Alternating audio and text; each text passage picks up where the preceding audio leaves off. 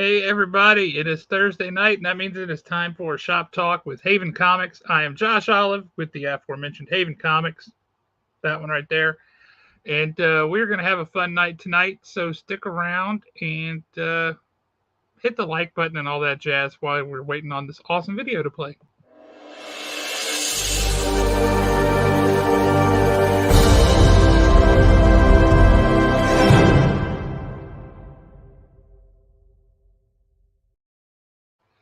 So if you're watching this, you're either here on purpose, it was an accident that AI recommended us to you and you foolishly came here, or you just have terrible judgment.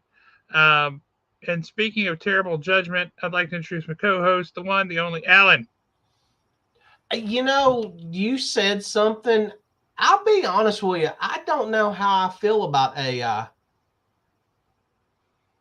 Are you just saying that because you want to make nice with our robotic overlords? Well, no, that's got nothing to do with it. I mean, I think that it is a good idea on some level, but at the same time, you're going to have the human aspect of it, and you're going to have people out there that use it for things that's not meant to be used for. Case in point, some of the stories that Nick Ellis has texted us. This is true. Yeah. So, yeah, I don't really know. It's one of those things where AI needs to be heavily governed just so people don't use it with ill intentions, you know? Well, I get that. But I also think that, and I agree with some of the things that have come out, like AI, you shouldn't be able to copyright anything that was generated by AI. Correct. I think that's, yeah, fair. Because nobody wrote it, nobody has rights to it. And that right there, I think, will put the fear of God into, say, movie studios and folks like that, because they got to be able to make their money. At the same time, let's say, okay, I've got, and I've reached out to him in the past and we kind of missed each other. But let's take like Michael Broom, for example. Michael Broom is somebody that I know through Facebook. We met through another friend. He is a conceptual design artist in Hollywood. Mm-hmm. He worked on all the X-Men movies. Special effects and stuff. He's worked on Star Wars. He's done designs for Star Trek, tons of horror movies. He's worked with Clive Barker in the past. I mean, The Walking Dead. In fact, Greg Nicotero calls Michael Broom out several times in The Talking Dead. Well, when you have someone like a Michael Broom, who I've seen a lot of his art, and he was using Mid-City and stuff like that long before anybody was even talking about it. If he has something that's original and things that he's designed with, like some of the programs that he uses is ZBrush and Mid-City, just to name just two of them. He technically, if he's the copyright owner, does he still own the copyrights if he feeds AI some of his own stuff to create something new? Okay, there's a difference between generative AI that is populated solely with things you created. Yeah. And ones that just steal from the internet at large. Okay, right? gotcha. I do know some people who use artificial intelligence engines that they have created and populated solely with their own material. Um, and they use it as a tool to supplement what they do. Brian Haberlin does that, for example, that we had on the show a while back. Yeah. He doesn't use AI to grab things from just off the internet created by anybody. It's only grabbing stuff and learning stuff from his own thing, his own art. Yeah. That is okay to me. I think it's a distinction a lot of people won't understand, but I think that's okay. But if you're using AI and saying, "Hey, draw this in the style of Jim Lee," Well, it's just ripping off Jim Lee images from the internet. It's not. I couldn't claim copyright to that because I typed in a prompt. That's ridiculous. See, now for anybody that's watching this back, to give you all an idea of who I'm talking about, and I I wanted to kind of mention a couple of the programs that he uses. This is who I'm talking about, Michael Broom, and he was just who popped in my head at the time. He sells his art. So I mean, and that's what he does is he's a horror artist, and he's very, very, very good at what he does. I would love to have some of his art hanging at the house. Why don't we bring him on the show? I'm trying to work it out, but I mean, as you can tell, that's kind of his take on the Haunted Mansion. I can tell that. Yep. But there was one particular one I wanted to see. I wanted to scan right quick and see if I can find it. Where he even talks about he used Mid-City for this one particular painting and how it turned out. And you can definitely tell a difference. But like I said, it was what happens if he feeds all this stuff into, whatever particular art rendering AI tool that he has. Does he technically still own the copyright, or can he copyright that? It is based off of his material, but AI actually created it. If AI solely created it and he didn't just use it as a tool to augment something he was doing, then I don't think he can copyright it. I was trying to. Okay, so this is like stuff that he does with, say, ZBrush and 3D rendering and all that. Yeah, I have got to get him on here one night. There's your Hatbox Ghost. Sure enough. Wow, he paints so fast.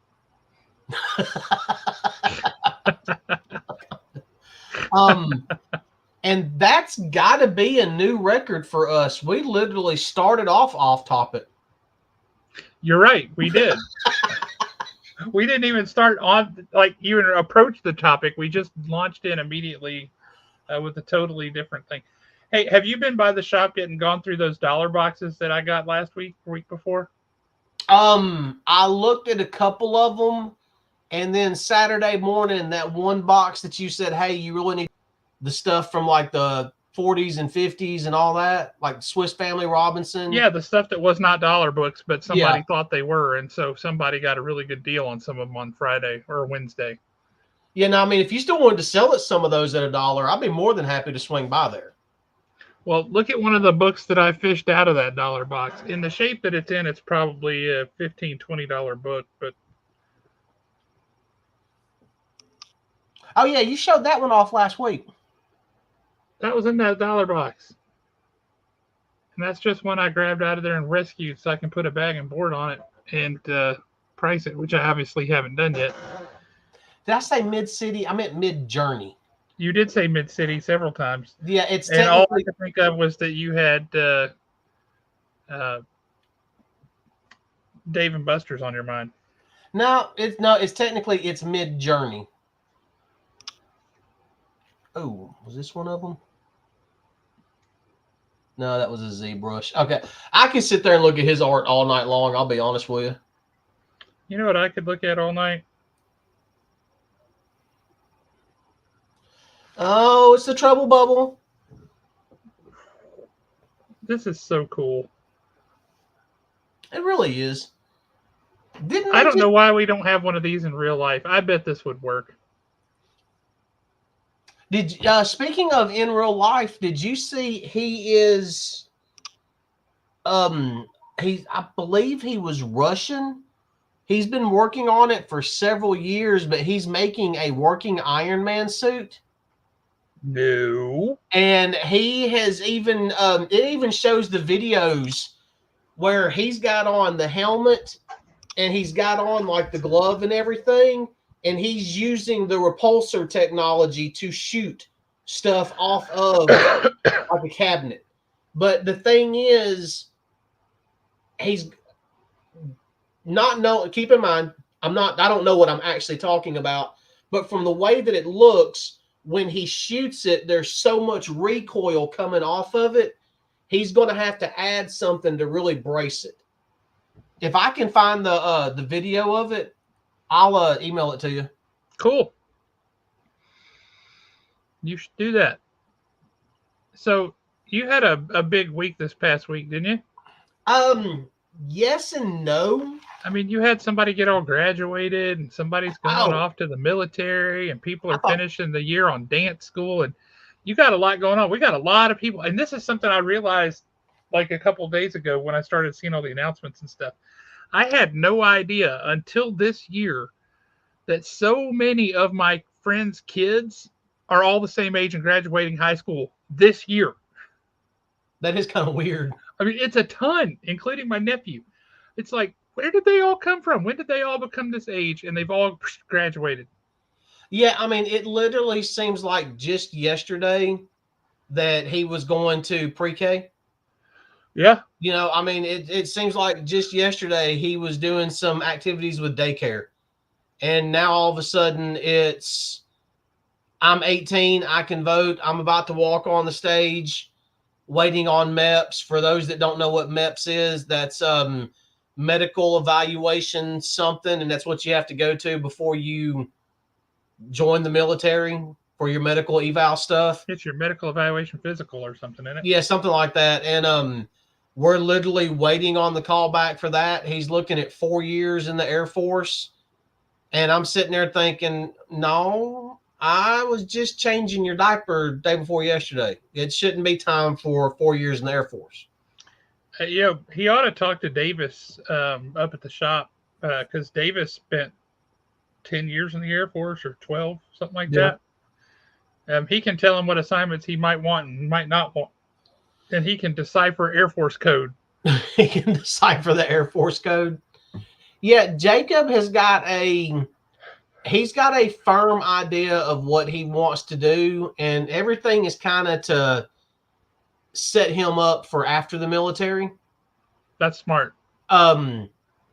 He wants to go into cybersecurity. He wants to go down that path and all that. So he's not going into it blind. Let's just. Well, I hope you like San Antonio because that's where he's going to end up. Yep, and he's probably going to end up there for the better part of, if not a little over a year, because even after basic, that's where their 5 major MOS schools is at. I know. So he's chomping at the bit. He wants to buy a car, and I'm like, there's no point in buying a car when we're probably less than a month away from you actually leaving for basic. Yep. Why would you go do basic just to turn around and fly home, get a car and turn around and drive it back to San Antonio, just wait and buy a car there?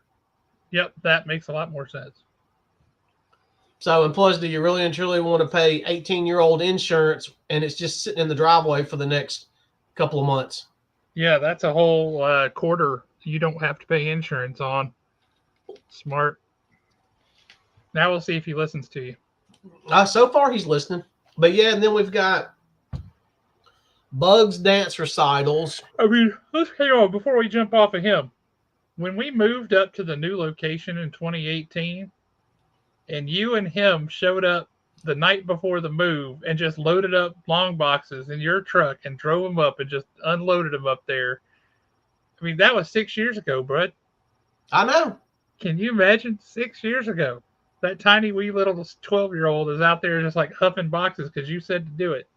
Yeah, I mean, it literally feels like 30 minutes ago we were standing in front of Cinderella's castle and I'm looking at a 10-year-old boy going, no, I'm not buying that stupid snake. It's going to fall apart here in about 5 minutes. I know what snake you're talking about too. Yep, that's exactly right. And looking back on it, I wished I'd have bought that $20 snake instead of that $75 banshee. That's how much those things cost? Yeah, I bought Lily and Jacob both a banshee at Pandora, and they were a little over $70 each. Yep. I thought they looked pretty cool, but not at that price tag. Yep. I mean, they definitely look cool. I mean, being able to sit them on your shoulder and have them turn their head and open their mouth and roar and their little eyes lighten up and everything. Oh, yeah, they're definitely cool. But they come with a cool price tag also. Like they do. And I did see where Epcot has got the green light for their next expansion. Well, they're calling it an expansion, but basically they're tearing out Dino Land. That's not Epcot. Oh, Animal Kingdom. Sorry, I said Epcot. You sure did. I was so confused. So this lack Yes, of they're sleep is replacing starting- they're replacing Dino Land with Tropical Americas. Yeah, and nobody can figure out exactly what that's going to be just yet. Right. Though they do have some pretty cool concept art of the casa from Encanto. Yeah. The casita or whatever they call it, of that house as an attraction that does magical moving stuff. So that sounds pretty cool. Yeah, and I know they talked about turning Dinosaur into some type of Indiana Jones ride. Well, it's the exact same vehicle, exact same everything as the Indiana Jones ride in Disneyland. Yeah. The same layout and everything. See, we've never been to Disneyland. Oh, you are doing yourself a disservice. I know we're off topic again, but Disneyland is amazing and it's so much cooler than you would ever think. Because you're thinking, well, it's just the Magic Kingdom, and it's not. It's like you're familiar with it. It's like a song that you know, but it's by a version by somebody else, and then you find out that it's the original. Yeah. And in so many ways, it's better. There's a lot of ways it's not, but in so many ways, it's better. The castle will throw you because it's tiny. Our castle is 189 feet tall. Theirs is 57 feet tall. Yeah. But the Matterhorn is right next to it. We got nothing like that. And when, we all get excited when Tinkerbell flies from the castle and lands in Tomorrowland Terrace. Yep. There, Tinkerbell flies from the top of the Matterhorn to the top of the castle and does a loop-de-loop in between. Oh, cool. It's ridiculous. If you've ever seen Fantasmic at Hollywood Studios. We have never been able to actually sit down and watch that. Well, if you had, watching it in Disneyland would utterly ruin it for you in Florida, because Disneyland's version is at a totally different setting. It's right there on the Rivers of America in front of Tom Sawyer Island. And they use the giant sailing ship Columbia, which we don't even have at Disney World. They use that and up in the rigging of the ship, like Peter Pan and Captain Hook are having a sword fight. And I mean, jumping around from one thing to it's incredible. The last time we were there, we were getting ready to head toward Fantasmic, but where we were at, we had to walk right in front of the Chinese theater. Yeah. And at just the right moment, as that particular show was starting, it was like, nope, I think I'm going to stand right here and watch Galactic Nights again. That's fair. To see that giant Darth Vader come across the top of the Chinese theater. Yeah, that's just amazing.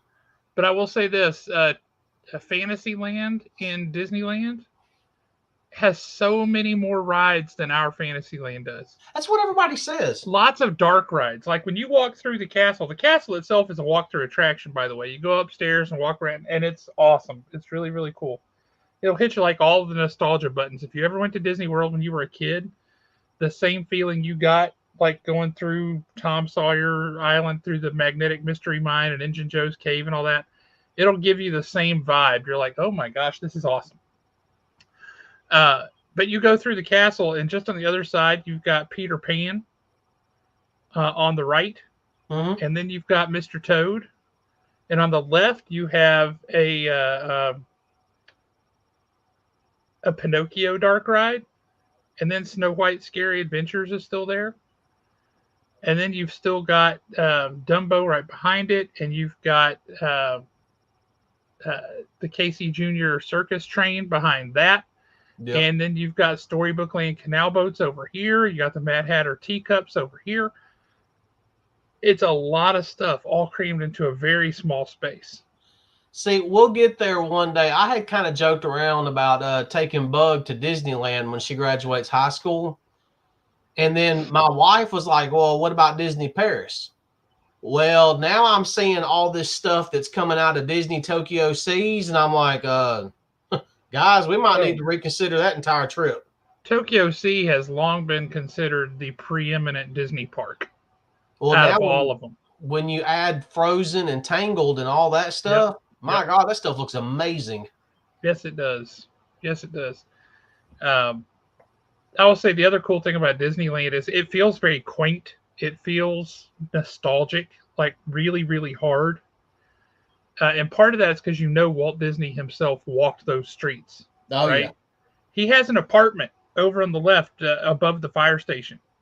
He had an apartment built. And he would sit up there and watch people come into the park and leave in the park. And they have some backstage tours, and one of them you can go up and go into his apartment. Yeah, no, the train there is even named after his wife. Yep, and there's a special car, particularly that's named after her. That's really super fancy. Yeah, it's one that we'll get there one day. I strongly recommend it. It's phenomenal. So let's go ahead and talk these books right quick because I don't have too many. All right. Why don't you have too many? That seems like a problem. It's just been one of those busy weeks. I haven't been able to get a ton done reading wise. Well, I guess that makes sense. I mean, after dance dress rehearsal, getting something to eat and getting home, we walked in the door at 10 after 10 last night. And I mean, I was like done.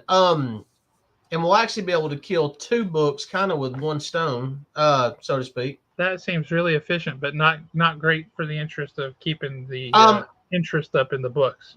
Actually, yeah, we're going to build a lot of interest hopefully here in just a minute. We got Uncanny Valley #1 and Uncanny Valley #2. Going into these, we all knew that they were going to be kids' books. Yep. I was pleasantly surprised with what I read, especially in the first book. Have you read them yet? I have not yet. I have had a busy week as well. So, in the first book, you're kind of that he gets in trouble with, say, like school and stuff. And here he is right there, and there's his mom. But he's getting in trouble at school. In fact, the book literally starts off with him and some boys. They're kind of skipping, and they're playing on an old bridge. He's trying to make friends.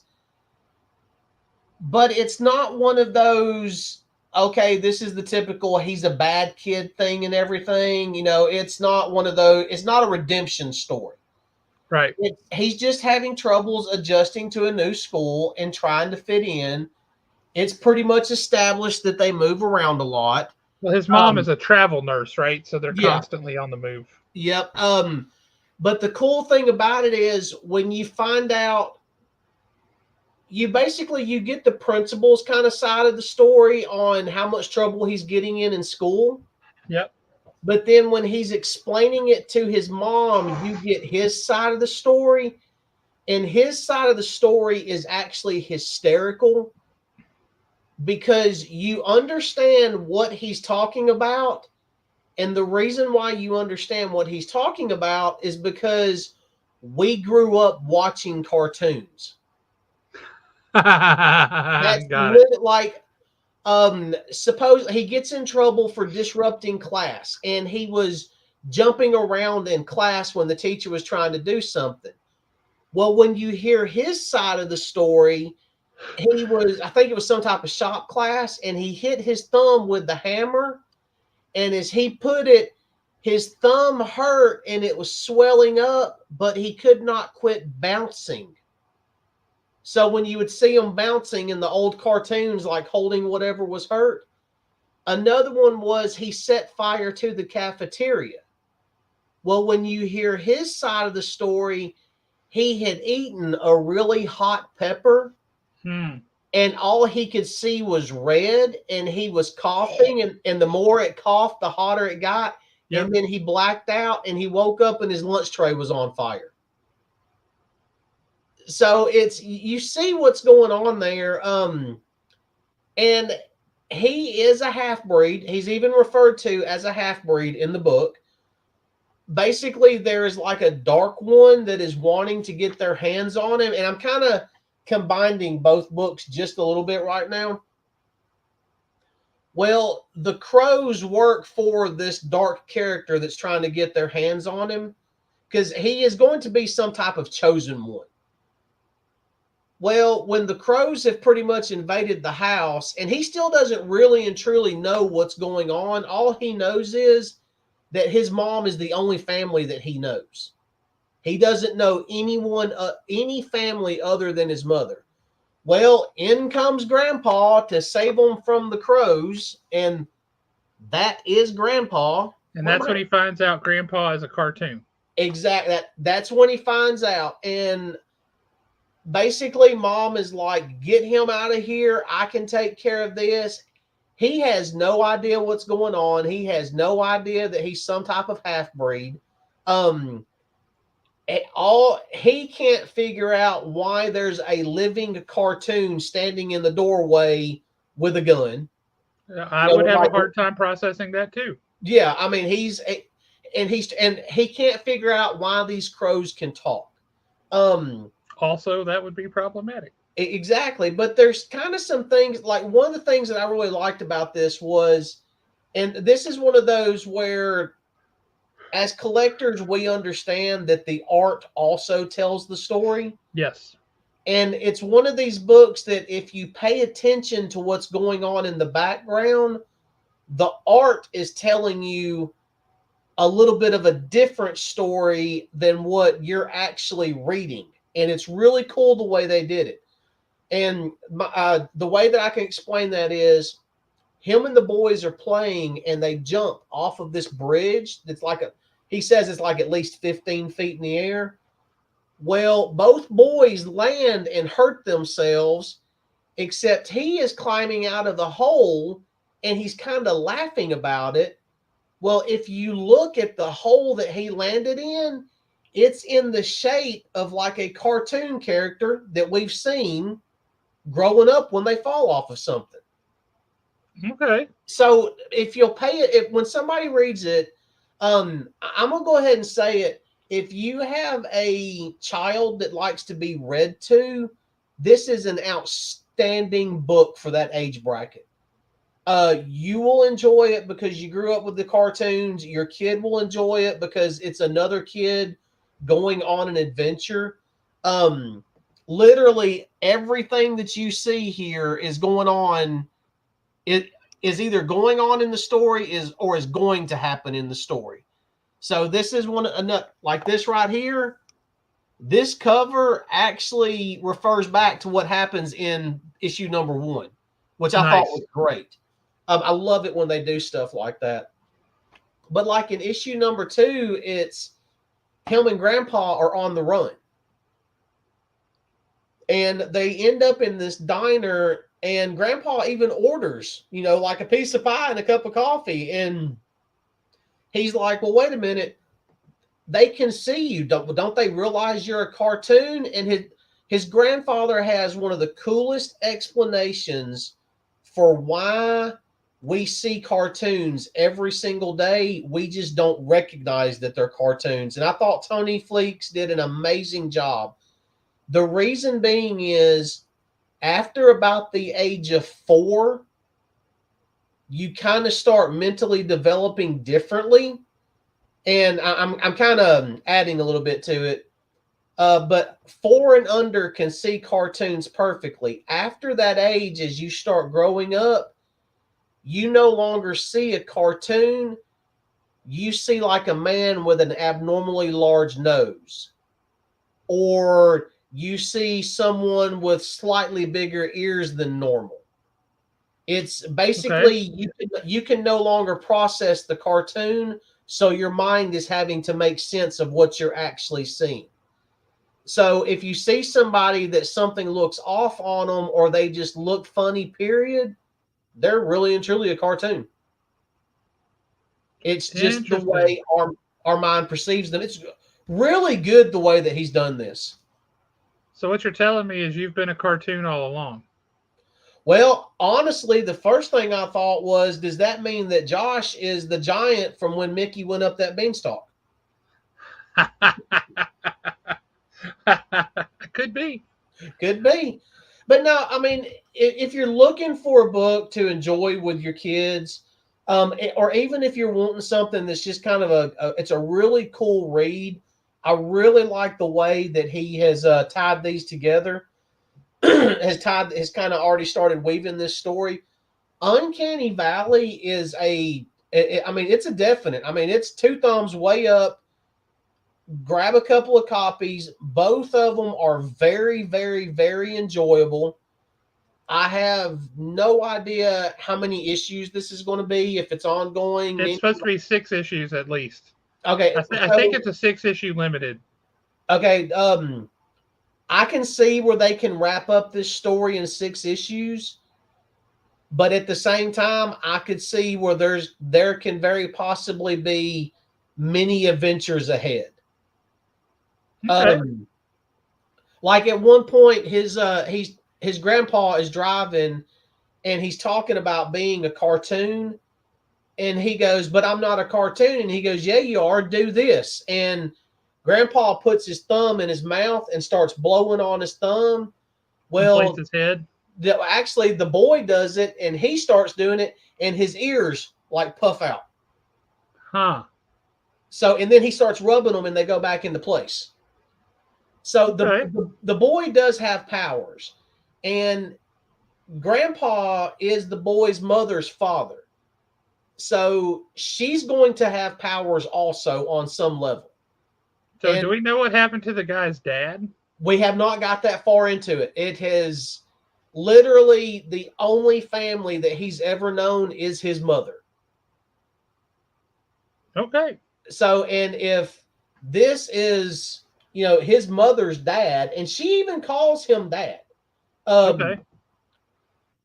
That means her mom is probably human somewhere. I mean, maybe we'll get to that. I don't know, but it's very intriguing, and it was a lot of fun. Both issues were just a blast to read. Awesome. We have a lot of copies of that at the store. They were doing a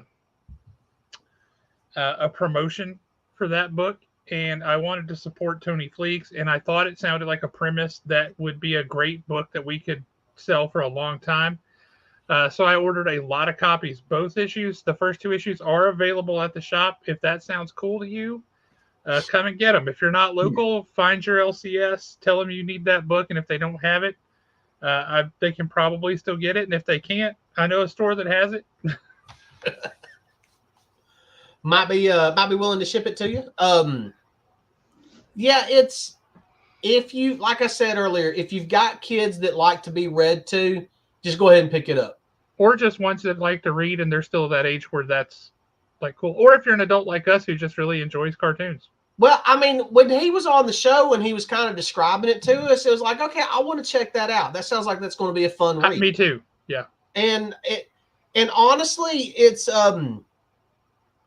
this is going to sound really bad, and I don't want anybody to take this the wrong way, because I thoroughly enjoyed this next book. But this right here was the perfect palate cleanser after reading this right here.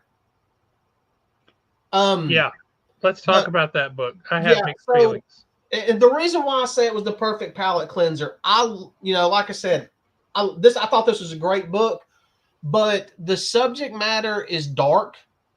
There's definitely something nefarious going on. Did that book move slow as Christmas for you? Because it was so freaking slow. Yes and no. The scenes that involved who's going to obviously be the detective that cracks the case wide open, I thought the pacing was... I'll hold that cover back up. Not wrong. Yeah. It's not a Especially, Satanist. He's just he's communist. yeah. In the 80s, I know those were the same thing. Uh, but yeah, Um, yeah, I'm trying to look to see what his name was, but I mean, you know who I was talking about, the detective that's going to definitely, be the hero of the book. I thought that was very fast paced.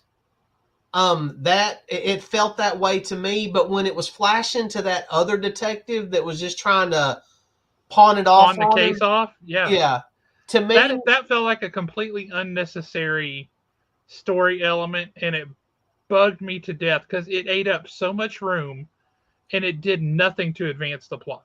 I'm wondering if it's going to be one of those where that detective actually knows what's going on, and that's why he was trying to get rid of the case. I would Because be grateful if it turns out to be that, but as of right now, I'm not sure I want to read the second issue because it bored me to tears. I was just so frustrated with it. see, I was the exact opposite of it, and when you're reading it, it was like, okay, it's going to be one of these, is it going to be like this whole kiss the girl style, murder mystery, with the, serial killers and all that. I did kind of like that aspect of it, but what makes me want to read the second issue was the way this issue ended, which was pretty much Sam Elliott, the Satanist, in his cabin in the woods, looking through what looked like, costumes or, things that he could wear to go undercover.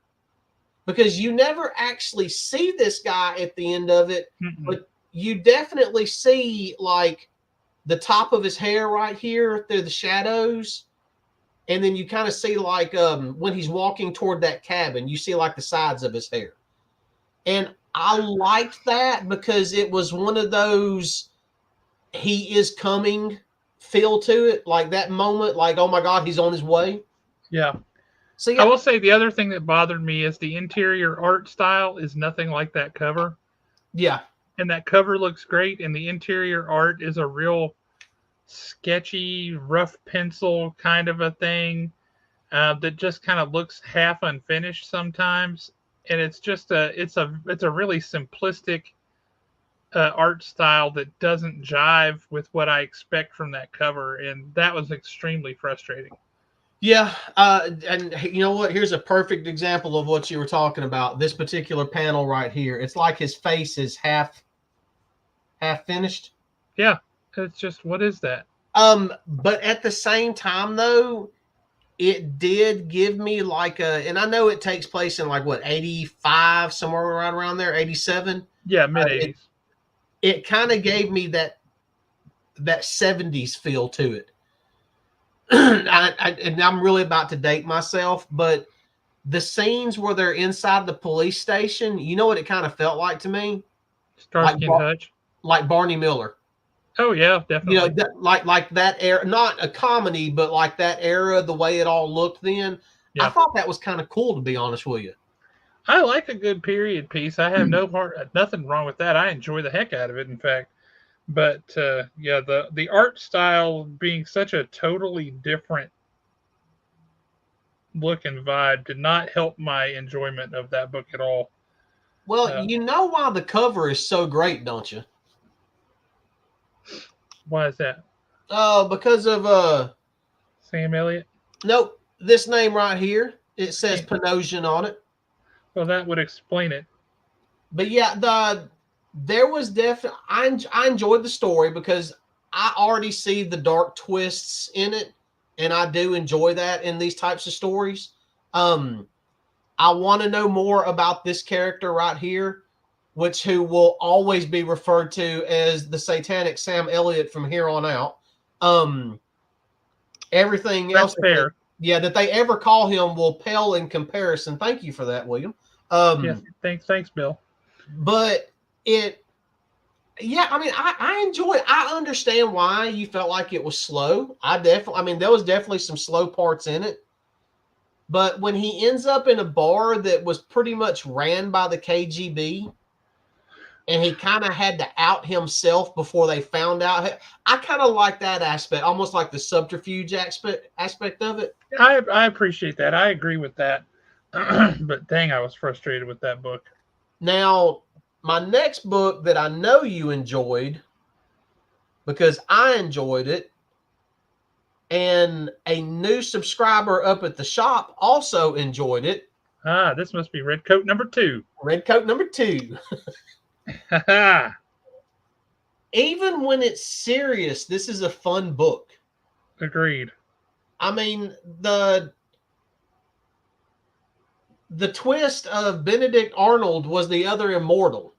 How great is that? I was really hoping it was going to be the Northerner, because I and now really the Northerner comes from the Civil War, not the Revolutionary War. Yeah, but I mean, I was really hoping the Northerner, but because I'm really, that is probably my most anticipated character out of all this.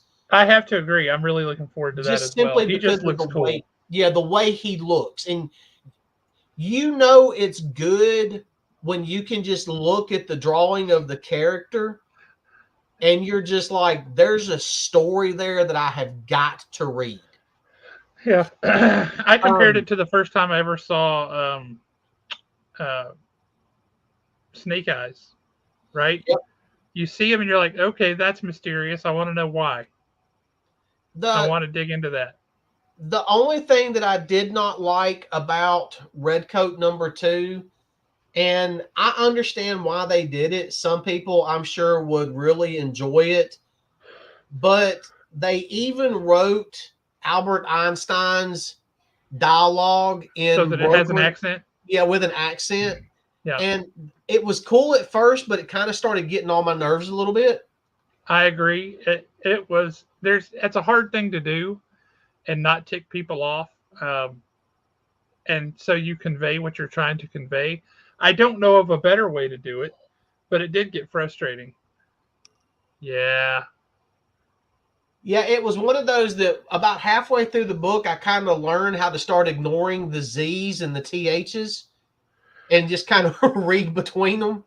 But it's honestly, Red Coat 2 is just as action-packed, it's just as intriguing, and it's just as fun as Red Coat 1.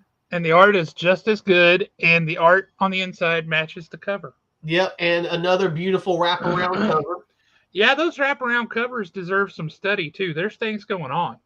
Yeah, there's a lot going on. Where's it at? Where's our...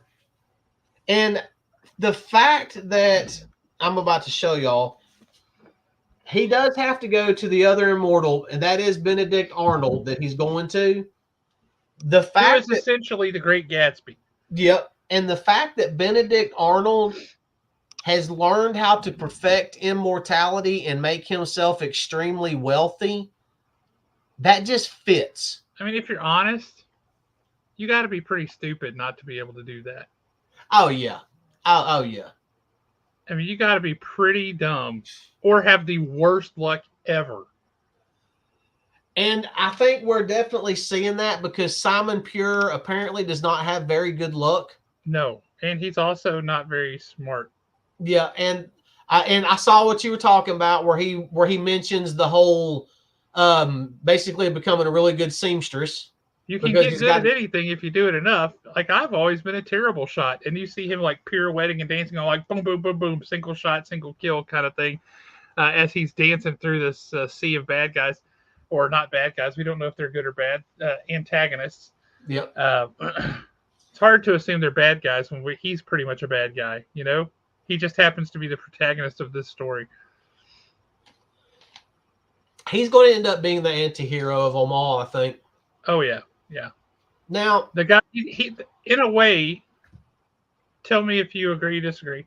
In a way, he's kind of like, instead of a pirate, he's a Revolutionary War era Jack Sparrow.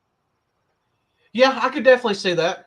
Like, it's hard to root for him, but it's really hard to root against him. Yeah, and he's definitely has a reputation that precedes him in all these seedy little places. Yep. So, yeah, I mean, I could definitely see him being a Revolutionary War Jack Sparrow. But once again, it's another one of those. They're still, even when they finish telling his story, there's still so much more story they could tell with the character. Oh yeah, I mean there's And infinite stories they can tell because they're just hitting them like this time period and this time period and this time period. They've got a lot of room to cover to tell stories with him. oh yeah, I mean easily. My next book is one that I think you liked a little bit, but I'm not for sure. And that is G.I. Joe issue 306. That was all right. It was decent. That Larry Hama guy, I guess he's all right. Yeah, I mean, if the kid keeps trying, he might have a future. The fact that they even call out that Snake Eyes maxes out the test range every single time. Yeah. And I kind of skimmed some of the letters in the back of it, like you were talking last week. And It's what, yeah, 4 pages of letters. It's nuts. yeah. And there was even, I think there was one that was kind of even calling out about how he's going to have to, him and Sean Collins are going to have to come face to face sooner or later. Yep. So it was another really good issue. Honestly, and I mean this is an extremely loaded question, and it could jinx a lot of things, but I'm going to ask it anyway.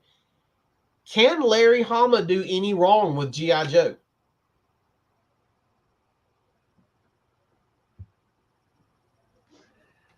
I'm going to answer that like a lawyer.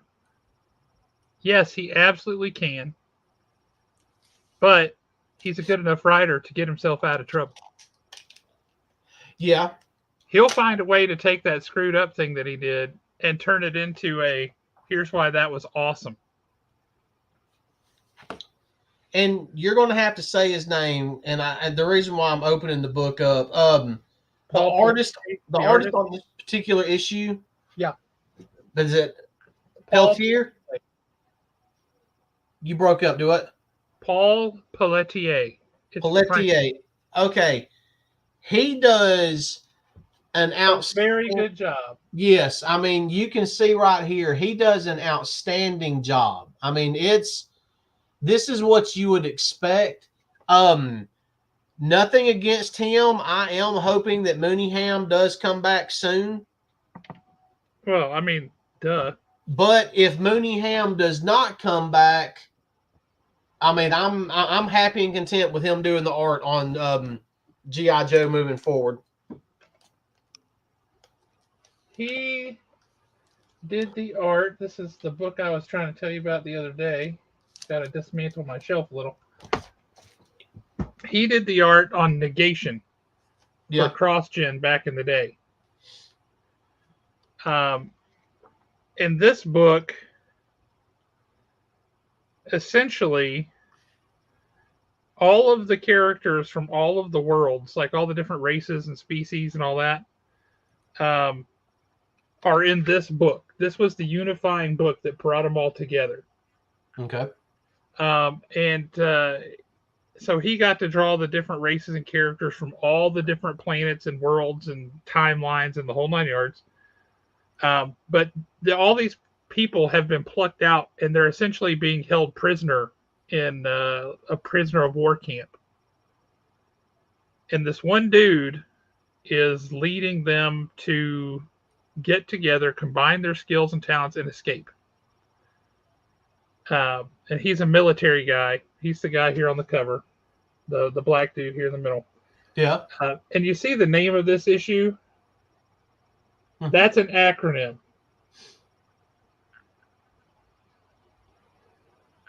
It's an acronym that's used in the military a lot. And it stands for Bend Over, Here It Comes Again. Well, that is pretty good. But if you look through the art on this, you'll know that he is a very solid artist. And that he can be trusted with G.I. Joe. Yeah, now, I mean, that said, I think Mooneyham was spectacular, and I would love to see him come back. But embiggen me so I can show this page off here, or this panel. Yep. Look at this. Oh, I mean, he's a fantastic artist. I mean, there's no doubt about it. I like this style that he's gone with, and Mooneyham has given us with this version. I'm gonna call it this version of G.I. Joe because this iteration. Yeah, this iteration. That's good. That's a good word. You can unembiggen me now. It does look, even though it's the same title, same characters, same numbering, it does not feel like IDW's G.I. Joe. No, I'll agree with you on that. I mean, yes, we are continuing a story that started with IDW. Well, it started with Marvel. Well, I'm talking about this current story arc that we're on. It started there, but I don't know, the way it's being presented through the art, it feels completely and totally different. It does, in a great way. Yeah. Now, I find it interesting that the art is so superlative for this book. And I guess they're trying some different things with the miniseries. But the art styles vary wildly. There's no cohesion or anything to them, right? They're not trying to place them in a similar world. You know what I mean?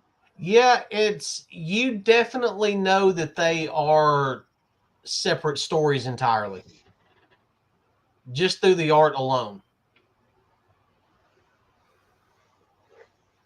So yeah, I found that interesting. But yeah, 306 sets up what's going to be in G.I. Joe a huge fight between Serpentor Khan and Cobra Commander, and G.I. Joe is going to be stuck because now you got G.I. Joe like in Springfield or close to Springfield, and then you've got a small incursion team there on Cobra Island. And I love a couple of things about what we saw in this issue. One, you see some Joes that we hardly ever see there on Cobra Island. Yep. You've got some guys that you just don't see very often. And that's awesome. I love that. In the training sequence I was telling you, or that you were talking about, where Snake Eyes is going through and just doing us training on the range and all that, I love that they had the Easter eggs of all the different types of vipers. The night viper, the alley viper, the frag viper. Once again, you just don't see very much. So we got a glimpse into these different kind of characters, and it was really, really cool to see, and that made me very happy. But I'm tremendously enjoying the G.I. Joe run. My hat's off to Larry Hama. I will say I was talking to my wife the other day, and she was like, let me get this straight. The same guy has written the same story. It's continued on over the course of 40 years. I was like, no, 42. At 3 different publishers. I'm like, yeah. And she's like, that kind of makes me interested in reading it. I mean, it tells you about the fan base. I mean, if the fan base was not there, this would have never happened. That's true. That's true. But now, holy smokes, it's a good book. One thing that happened in 306 that we're definitely going to end up, there's definitely going to be fallout from it, is a particular character loses their parents. Yes. in a not so nice way. Yeah, and that's going to be very bad. Yeah, so there's going to be some fallout over that. So it kind of makes me wonder if there's going to be certain people that goes to her side. There's going to be certain people that team up with her. And we know that Snake Eyes is going to be one of them. Yep. And Sean Collins has got to be the other one. Boy, how great would that be? But I mean, those three characters together, and I'm purposely not saying who the character is I because, gathered that. yeah, I mean, some people need to go read this. But Speaking of which, where's Bill Fisher? Yeah, really. Those three characters, if they team up for even if it's just for one book, oh my God, it'll be amazing. Yeah, it really will. It will be spectacular.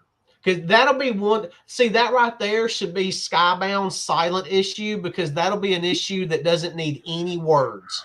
Not a one. I mean, really they've already set it up. You know why they would be with her with this particular character. You would know the entire backstory. What needs to be done is going to get done.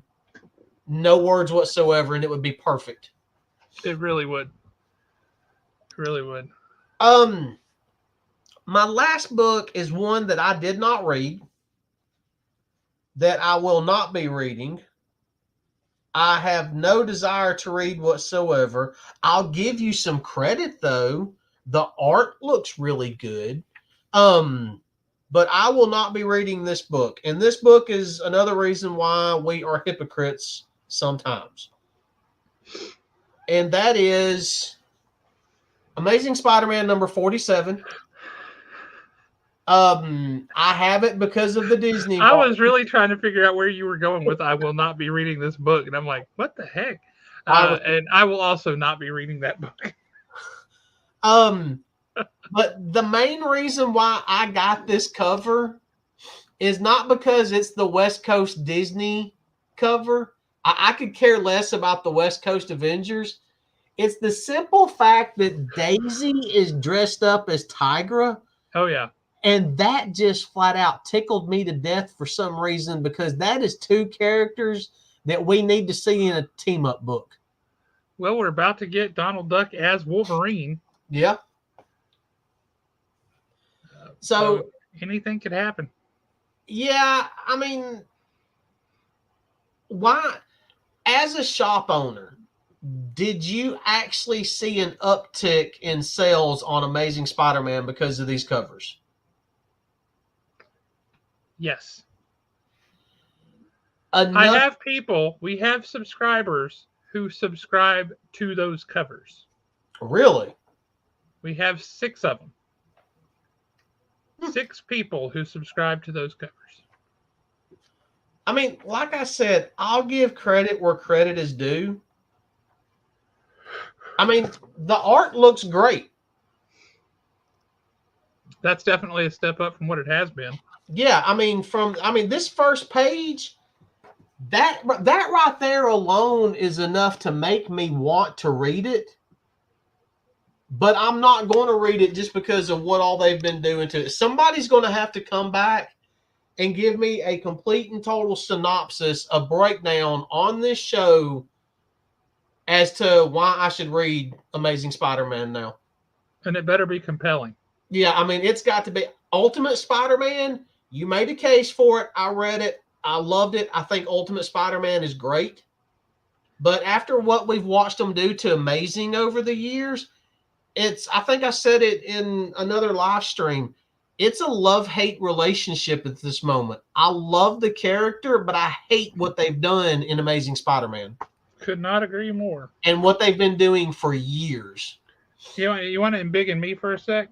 Just did it. I got a couple things to talk about. This one came out this week. So I know you haven't read it yet. Correct.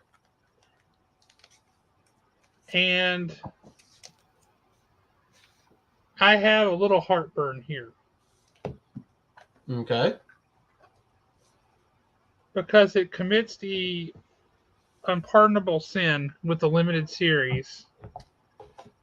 And it doesn't just pick up after the last issue.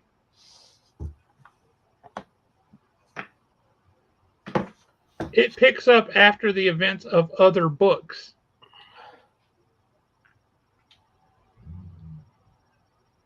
So what happens in the Doctor Strange book? What happens in the Avengers? What happens in Spider-Man? It picks up after all that. It does not pick. So if you haven't read that, you don't know what's going on here in places. Wow. Really, really not cool.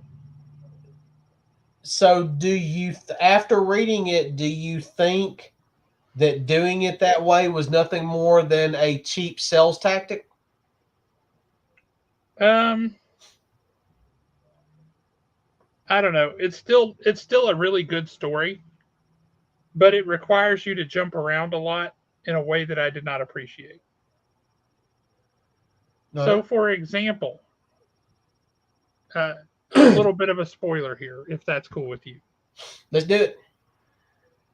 We remember what happened at the last page of Blood Hunt #1, right? Mm-hmm.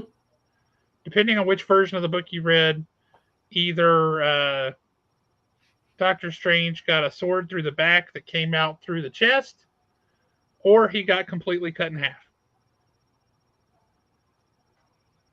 What you don't see is takes place in the next issue of Doctor Strange, which is Doctor Strange gets turned into a vampire. But somebody bumps out his astral form before that happens. So now his body is a vampire floating around, but he's not in his body. So this is a scene that we get.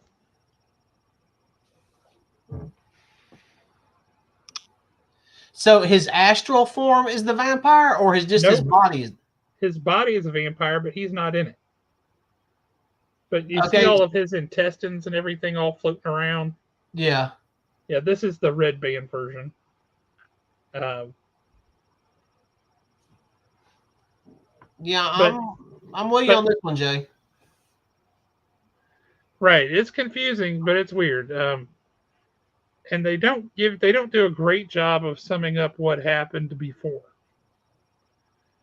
Now that said, there's some really cool stuff. I never really cared at all about Blade's kid because he's got a daughter now. Turns out I like her. She's pretty cool. Um, but then there's a big fight that takes place here. So is the body sentient? It appears to just be floating around. He's kind of got it in this like ball of energy or something, and it's just writhing around like craving blood. But no, it's just there. No, nobody's behind the wheel. Um, So almost like a zombie vampire.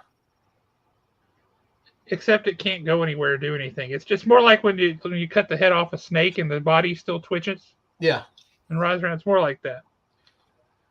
Um, there's a big battle that takes place in this issue, and some people who got their butts handed to them before. Um, they have at the. But then the very last page is another like, no, you didn't. It's interesting.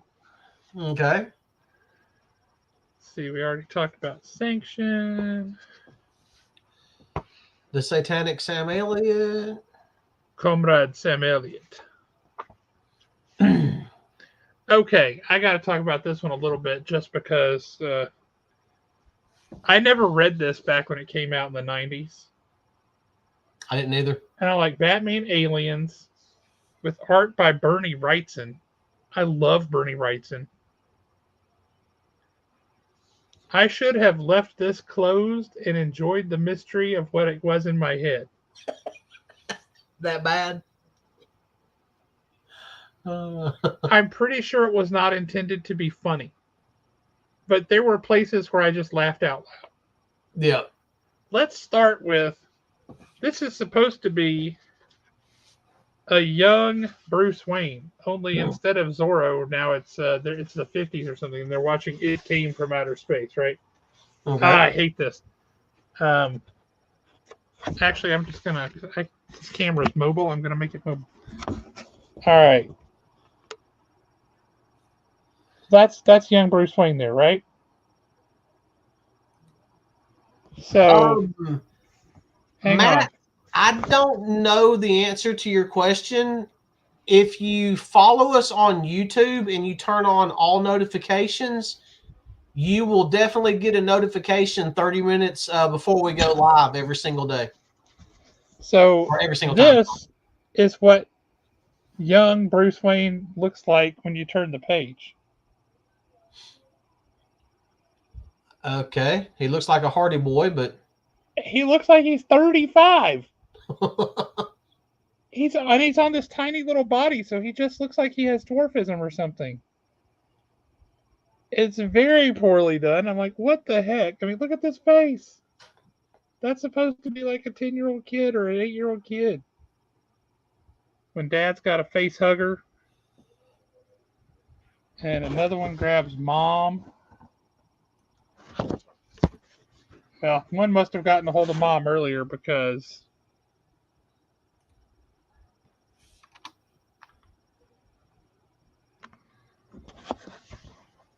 so yeah, sorry the camera's going all kind of nuts, but this book is just not good. I mean, it's so not good. It has elements that are cool, but on the whole, I read it and I was very disappointed. I'm looking for the giant. Okay, it's a 2-page spread. Here we go. We know what an alien brood queen is supposed to look like. And this is something, but that ain't it. it almost looks like an overgrown Scotty Young variant. Yeah, I mean, the brood queen is supposed to have like the triceratops frill and all that stuff. Yeah. No dice. It is just this giant thing. I mean, this particular brood queen's kind of thick. Also, that. I mean, old girl's got it going on in this one. Yeah. I'm just telling you that this book. It's written by Ron Mars, who has written some of my favorite comics of all time. But oh my lord, this is terrible. Just terrible. But in the fight where you get up close and personal with the alien's mouth, and then it does the Yeah. He does actually grab it by the mouth. I mean, let's be honest. Batman is a great character. Batman does not survive against a xenomorph. Sorry. It was quite amusing, I have to say. It did make me laugh. But that's just the other couple outside of the ones we've already talked about that I wanted to talk about. So, believe it or not, we do have a topic we want to talk to tonight. What do you say we get to it? Let's get it. I'm looking forward to this topic. All right, so please chime in. Here's what we're going to do, and we want y'all's thoughts too. So, whether it's a real informed opinion or just your gut feeling, whatever, let us know. Be prepared to defend your position. But we were talking, there's a whole lot of events and a whole lot of new series and a whole lot of things coming out this summer. And so we decided we want to see, are these going to be dream projects or nightmares? How are they going to turn out? Are they going to be awesome? Or are they just going to be terrible? And so I figure we would give that a whirl, and we'll just name off some of the stuff that's coming. And we'll tell you what we think. You tell us what you think. We could do a scoring scale, and on the scale, are they Nottingham or are they She-Hulk? Ouch. That would be too harsh, though. So might be. So first, let's talk about Absolute Power. That's the big DC crossover event. They're saying it is 30 years in the making. And if you know what happened 30 years ago, that was called 0 Hour. So What are your thoughts on absolute power? Um, Even if that's all you know about it, what do you think about that? how? Oh crap! And her name just left me.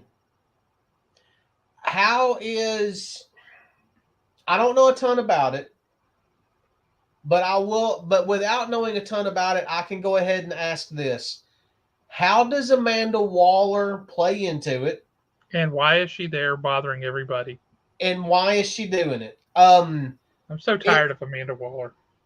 Okay, let's be honest for a minute. Amanda Waller, when you look at the character herself, Amanda Waller is a great character. She's awesome, but she's overused.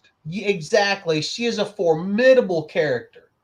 I like her But better than Lex Luthor, but he is also overused. yeah, it's every time we turn around, Amanda Waller is the big bad. Yep. Um, I wouldn't even mind going back to the days of, yeah, we know Amanda Waller is in the background over here. Just let her be a looming presence. You need to deal with Cadmus, though. I mean, I would like something like that again. Absolute power, though, is going to. I want to see how it's done versus how they did Nightmare or Night Terrors, because Night Terrors completely and totally disrupted and interrupted the DC universe. Yeah, James, it is not a reboot. It is an event. It is a cross universe event, but it is not a reboot. Just to clear that up. So is this event going to disrupt everything like Night Terrors or Beast Wars or things of that nature? If so, we have not been told that yet. And my next thing is, and I know that this is one of those from my lips to God's ears because they're not going to listen and they're not going to care. Whether it's DC or Marvel, it doesn't matter because they're both extremely, extremely guilty of it. Why do we have to have so many events? Because when they first started doing them in the 90s, technically in the 80s with Secret War, Yep. um, they were these huge blockbuster things that sold a lot of comics. And what I they have failed to realize is they sold a lot of comics because they were mostly, Secret Wars 2 being an exception, they were mostly really good. And like the whole Age of Apocalypse, right? That was spectacular. mm-hmm. The whole Clone Saga for the first 2/3, 3/4 of it even was spectacular. Extinction Uh, Agenda. Extinction Agenda was freaking amazing. We've actually got an omnibus coming out with Extinction Agenda Really? here in the next week or two, actually. Hey, go ahead and sign Nick up for it. Yeah, but what they have failed to realize is the quality has to be there, and they're like, yeah, well, whatever on that, and they forgot about diminishing returns. You fatigue people, you get people tired of this, so they just keep doing it and doing it and doing it. Now it's been a minute for Marvel since they've done a real big event. Blood Hunt is the first one in a little while because people were so sick and tired of it. You remember Empire? Yep. Which Vomit. which fell harder than the Roman Empire. That I thing was flat out awful. asked Tom Brevoort, who came on here, uh, why these big events that promise to be earth shattering never are. Why do we end up right back at the status quo every single time? And he didn't have a good answer for me. He gave me an answer, but it wasn't good. Um, but I flat out asked him. Uh, he was an amazing dude to talk to, by the way. We talked for over 3 hours, 2 hours plus of that on camera. But he is just a comics fan. And I would love to get him back here on this show because he was incredible. See, I like the way DC has kind of been doing things as far as except for Night Terrors well and Beast Wars. well no if we remove that stuff from it, I like the way DC did DC versus Vampires, how they did Oh yeah. Deceased, Yep, and then those were all both the good. little stuff afterwards, because they were their own separate thing. Yep. Even though I was not a fan of Ultimate Invasion, I do like Ultimate Spider-Man because it's separate. Yep. So instead of doing these massive cross-character, cross-book events, let's stop all the events for a while and give us some, Elseworlds, alternate universe, self-contained stories to where, hey, you know what? It's absolute power. How do we wrestle the power away from the Justice League? We've got to kill Batman or Superman. Let's kill both of them. Kill both of them in a story arc. It doesn't matter because it's not the main universe. Mm-hmm. If they would just slow down on these events and just give us something like what they have done with the DC versus Vampires and stuff, I think that would be so much better off. I forgot to put the next thing you mentioned it here, and I forgot to put it on my list. But DC is coming back with Elseworlds. They jumped it. They got rid of it back in the 90s. But now they're coming back, and the first thing they're doing right out of the gate is Gotham by Gaslight, the Kryptonian Age. It's a sequel 30 plus years later to Gotham by Gaslight. How do you think that's going to go over? Do you think that's going to be a dream or a nightmare? Is it going to be great or terrible? I think it's going to sell. Let's just go ahead and start there. The reason why it's going to sell was you've got a lot of people that never got to read Gotham by Gaslight. We've got copies at the shop right now, multiple. Yeah, I know, but a lot of times comic book fans can be finicky when it comes to buying something like that. This is true. Because it's always one of those, well, it's there, I'll get it when I've got nothing else to read. Well, we never have nothing else to read. That's one of the beautiful things about our passion here. You've got a lot of people that are going to want to read it because they never read the first one when it came out. You've got a lot of people that are going to read it because of the whole movie Gotham by Gaslight. I think it's going to sell very well.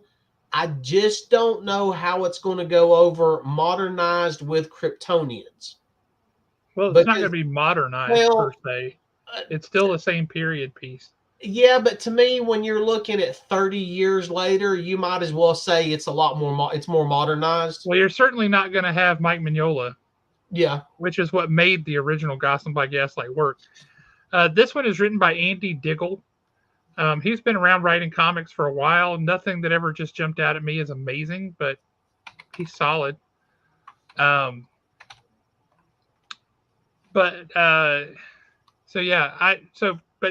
you didn't say dream or nightmare. You gotta pick a side and come down on it. Honestly, I'm gonna say dream. Strangely, I'm going to agree with you on that. I think it's going to be good.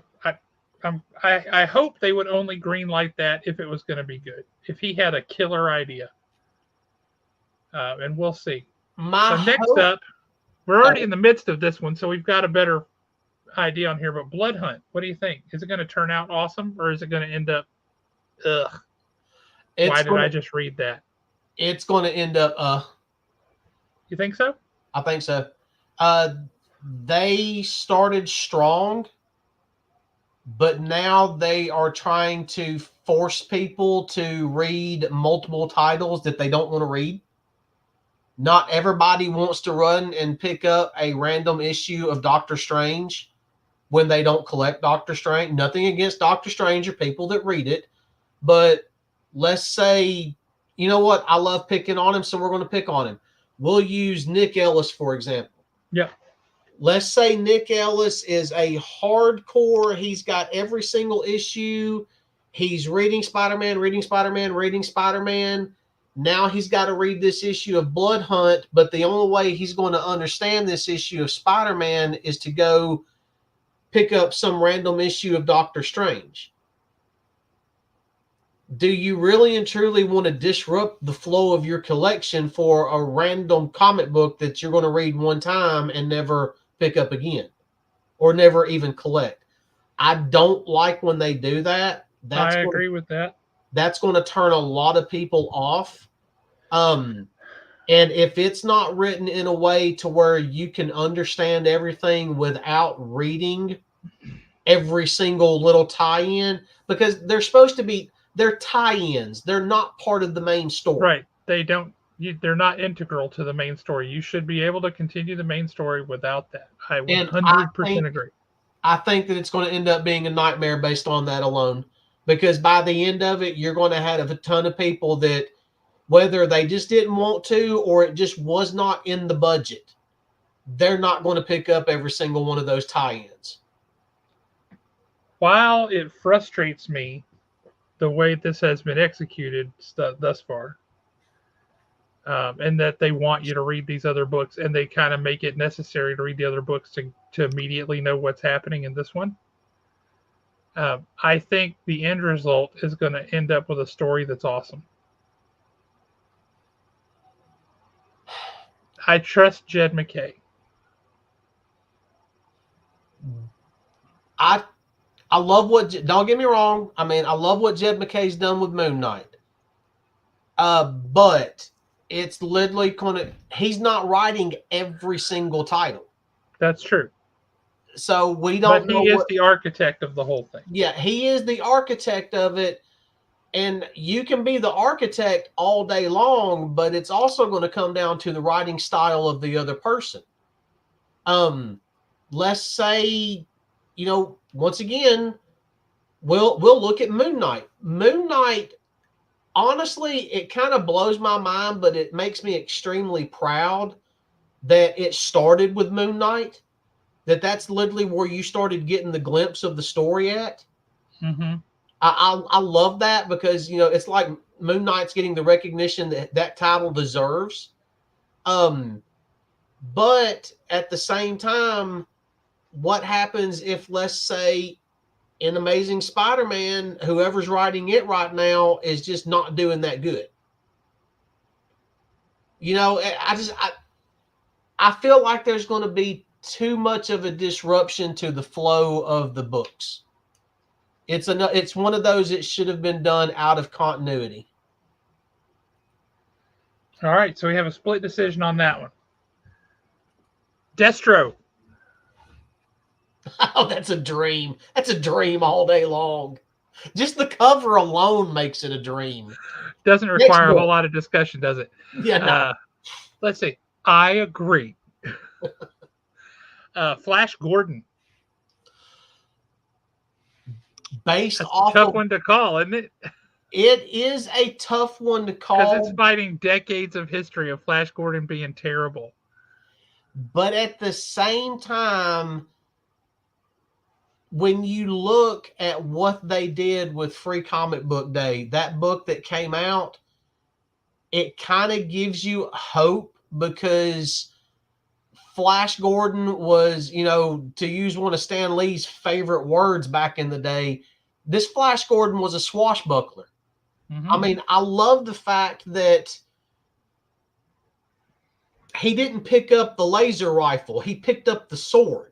I like stuff like that because it was different. I think that you're going to have a little bit of a hard sell, because even though it is a space adventure, when you're looking at what the Flash Gordon that they're using, it's a period piece.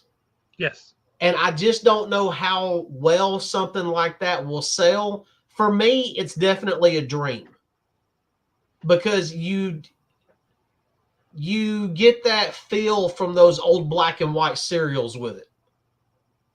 And regardless of what people say, everybody If you run across one of those old black and white serials, you watch it for a few minutes. Oh, yeah. So, yeah, to me, it's a dream. I concur. I think it's going to be really good.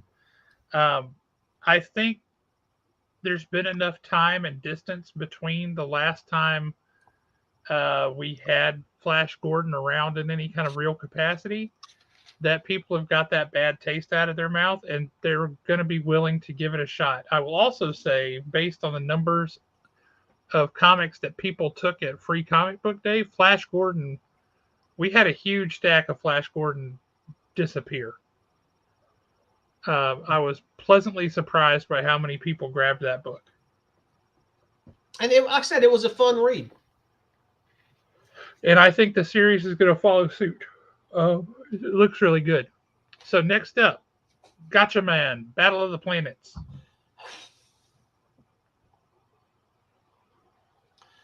Also by Mad Cave. That is going to come down to what type of story we get.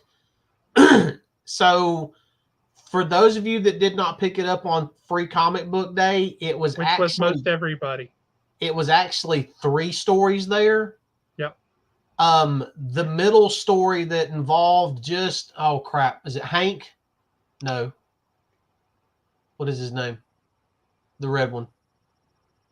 I don't remember off the top of my head. The story that involved just him, where he was in the plane flying it, and he gets help. It's his dad, but it's not his dad. Is it really his dad? That was a great story. It was quick. It was brief. It was very easy. Fantastic read. You knew exactly what was going on. If we get that out of this Gachaman series, that style of a story, I think it's going to be a dream. That first story in the beginning, the one that the art felt nostalgic, it felt like you was watching the cartoon. It's going to be a dream that could very easily slip into a nightmare. Yep. And I think story quality wise, it's going to be great.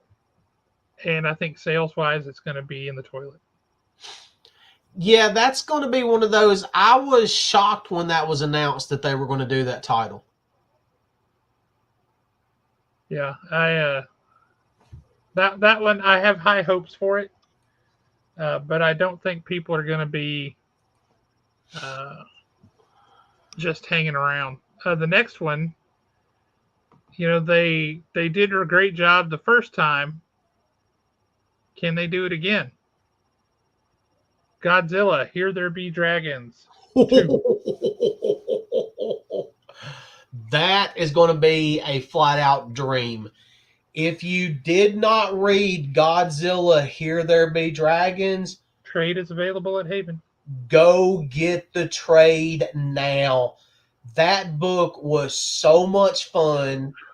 It is exactly what you thought it was going to be. It was, let me tell you what, that right there should be the next Pirates of the Caribbean movie. I do not disagree. To me, that was a pirate book that it didn't live up to the hype because there really and truly was no hype. But it blew every expectation that I had completely out of the water. Excellent. Yeah, that Matt, it's one of those you're guaranteed. It's almost a guarantee you're going to love it. Well, and Matt really likes Godzilla anyway, so good stuff. All right, Helverine, 4-issue limited series starring Wolverine as the Spirit of Vengeance, and his head turns into a flaming adamantium skull. Nightmare. 100% agree. Yeah, it sounds like a fun idea, but not enough to sustain a story. To me, it sounds like a money grab. Agreed. Okay, Hornsby and Halo, new Ghost Machine book aimed at kids. That sounds like a bad way to say it. All ages. Yeah, when I read that, I didn't know what to expect because I knew nothing about, hey, what's this Hornsby and Halo? That's literally what it was. And I did not like it But when I went back and reread it from a different perspective, I did like it. I think it's got the potential to be a dream, but I don't know if it's going to catch on. I'm in the same boat. I think quality wise, it's going to be great. And I think story wise, it's going to be good. I don't know if it's going to catch on. I 100% agree. House of Brainiac. I know nothing about it. Let me do a quick Google. House of Brainiac is the storyline that's going through all of the Superman titles. Well, I'm kind of behind on Superman titles. Got it. But the good thing about being behind it, Superman and Batman and now Nightwing are exactly the same. You could be 5 or 6 issues behind, and you can sit down and blow through those 5 or 6 issues in about 30, 45 minutes, and it just be like pure joy for that time. Yeah, you're like, oh, that was great, and then you reach for the next issue and realize you're the last one, and now you're hurt. Yeah, it's those are 3 books that it's fun to let pile up and then just binge read them. Yep. All right, next up, Hyde Street, the new book from Ghost Machine, the one where all the stuff from the comic book ads in the 60s and 70s, like those are real things. To me, that's going to be a horror book. Yeah, it's going to definitely be a dream, but for all the wrong reasons for somebody like me. Okay. To me, it's not going to be about the product that they're actually giving me. To me, it's going to be about the product that they're referencing from that era, from the nostalgia that factor. Well, I think they're doing that purposefully for that reason. Yeah, and I mean, to me, that's why it is a dream. As far as the story is concerned, we're just going to have to wait and see. Have you ever heard the story of the guy who came up with all those gimmicks and stuff? Mm-mm. There are documentaries about this dude. His life was bizarre and weird, and people fighting over his estate. He was if I recall correctly, a very not cool dude. But he figured I could advertise a whole bunch of weird junk in comics, and people will send off for it. And I'll mail it to them, and it'll be terrible, and they'll go like, I should have known it was just some weird junk in a comic book. Never did work right. The X-ray specs, they didn't work. The 2-man cardboard submersible didn't work. It's really unfortunate because they were such cool ideas, and he marketed them brilliantly. Oh, yeah. But yeah, look that guy up sometime. Next time you're at work and you're bored, Google that guy, look him up, and just dive into that because it's a bizarre story. It really is. I have to check him out. To me, that was one of the coolest things about Hyde Street was seeing like that 2-page ad. Oh, yeah. Because the first thing you do is you're like, oh, crap, I remember when they used to do this. Mm-hmm. Yeah, so I'm definitely going to be giving Hyde Street a try. It's definitely a dream just for the nostalgia factor alone. Yeah, I agree. Rocket Fellers, all ages book from Ghost Machine. That is a monumental dream. Okay, monumental dream. That book has got so much potential, and it already has so much upside with just that little bit that they showed us. That's definitely a dream. Yeah, I think it's going to combine great storytelling with great art, and it's going to be a high quality book I can put in the hand of kids, and I'm excited for that. I like the fact that it felt almost like it was some type of bizarre combination of Fantastic Four and Iron Man, Meet the Robinsons, and the Carousel of Progress. Yes, you go. It was like some bizarre combo of those 3 things, and you know what? All I can really do is tell y'all what I enjoy and hope that y'all enjoy it too. It's true. All right, this next one, I feel like we don't even need to bring it up, but it is a new big thing coming out this summer. Scarlet.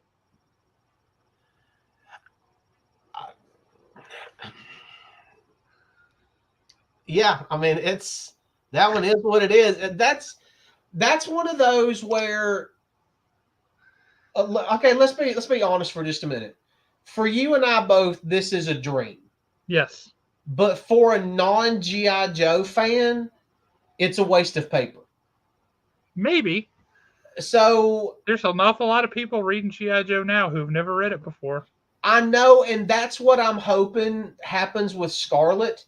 You're going to have some people that are not going to give it a try at all, no matter what.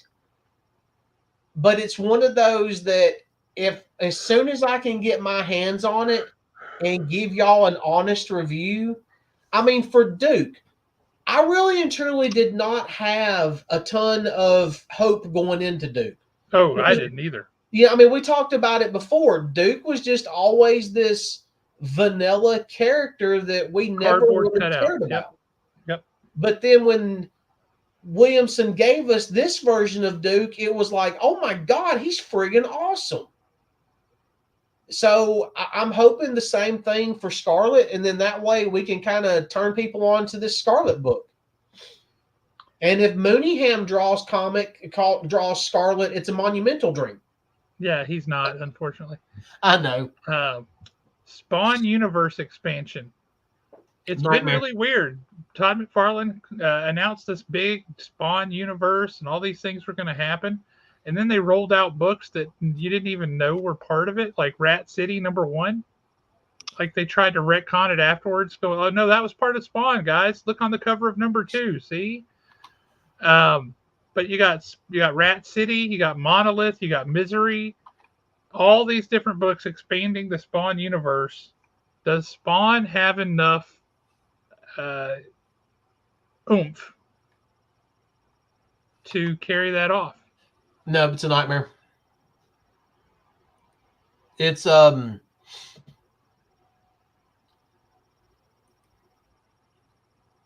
this whole Spawn universe is kind of, I like Gunslinger. Gunslinger is just fun. Part of the reason why Gunslinger is so much fun is it's a quick, easy read. You're not investing a ton of time. You can blow through Gunslinger. It is the popcorn movie in their action universe. The others, it seems like we are continually getting the same thing over and over and over again. I'm sorry. I know that she is central to who Spawn is, but I'm sick and tired of hearing about Wanda. You know, I mean, come on, dude. You've died. You've gone to hell. You've gone through hell. You've taken over hell. You've defeated hell. You've led armies of angels. You've done all this stuff. Let's get over Wanda. Let's move on. And I'm just afraid that this whole expansion, we're going to have to deal with more Wanda crap. That's probably true. That's probably true. I concur. I think Spawn doesn't have enough juice to fill that many glasses. Correct. That would be how I'd say that. Okay, the Teenage Mutant Ninja Turtles relaunch. Set back in New York City, dark and gritty, written by Jason Aaron. I have no vested interest in that whatsoever. It would be, I'm literally going to base my answer and my opinion off of what I've heard Dustin Ellis say. Okay. And I'm going to say that it's a dream. Not because he's looking forward to this, but because of all the stuff that he complained about and what was going wrong with Ninja Turtles. It was time to reboot it. That's the weird thing. It's keeping the continuity. from IDW. It's just picking up and relocating back to New York and refocusing the story. But all the stuff that happened at IDW's run happened. Yeah, I'm going to say it's going to be a dream for the Ninja Turtle fans just to get them away from, what was her name? Jenica. Jenica? Yeah, something like that.